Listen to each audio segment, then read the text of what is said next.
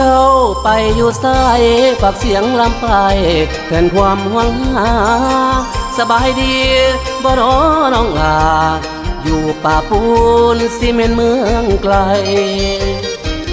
อยู่ในซอกหลืบตึกสูงเจ้าเป็นจังใดทิ้งหน้าทิ้งไรเข้าไปเป็นสาวโรงงานฝากลำวันวาน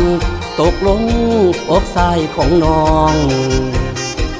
ได้ยินเสียงร้องของชายให้เฝ้ากลับหน้า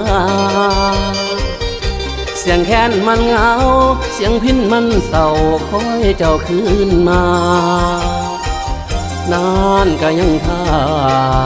เจ้ามาเริงราฟ้อนลำ